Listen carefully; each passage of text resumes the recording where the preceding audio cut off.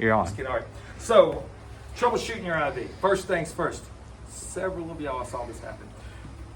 If you started your IV and you start to flush your IV, obviously I have this upside down, so I'm backwards to the arm, and you start to flush your IV and it doesn't work, this is your first troubleshooting technique.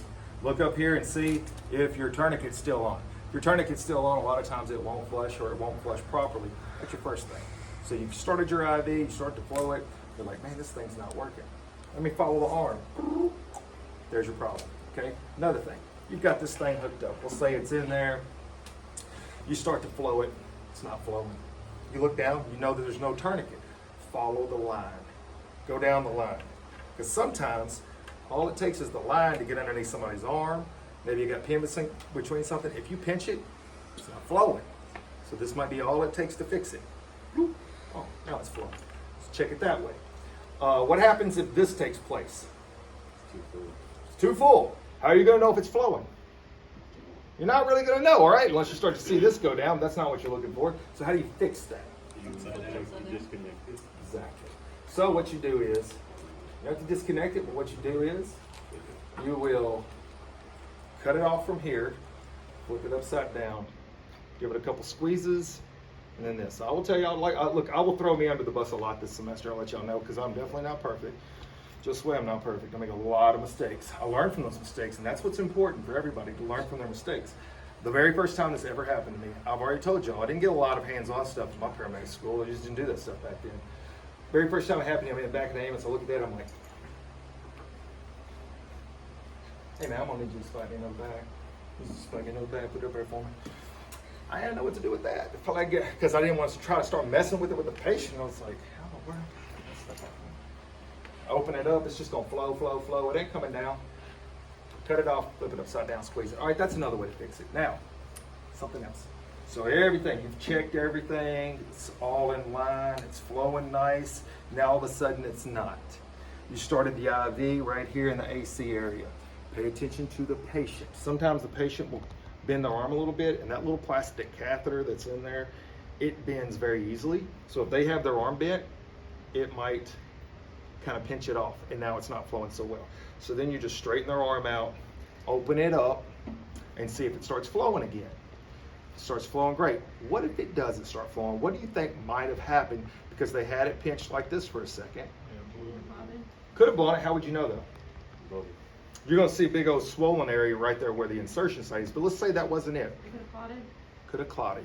So now you have possibly a small clot in there, which is keeping it from going. So a couple ways to troubleshoot that.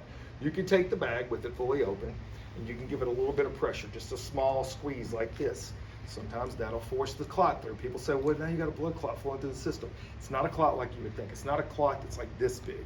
It would be a very small microscopic clot, which is going to be fine. The body will absorb that. It's different when it's a piece of plastic, which we talked about earlier, because that piece of plastic ain't going to get absorbed. It ends up in your brain. It's a bad thing. But a small clot like that, a lot of times, they'll just push it through. If that doesn't work, you can take a 10 cc syringe. So if you have your INT on, you can disconnect it. You can put your 10 cc syringe on and gentle pressure to get it to flow. Now, what's another thing that might happen to that catheter when it's inside the body? What does your veins have in them? What did you say? Valves. So you may have valves. So sometimes what you may have to do, if it gets up against a valve, here's how you would know. You take the catheter and you gently twist it while trying to give a little bit of flow to it. So you may have to twist it back and forth just a little bit, give it some flow to see if it goes. That doesn't work, this doesn't work, the other troubleshooting measures did not work.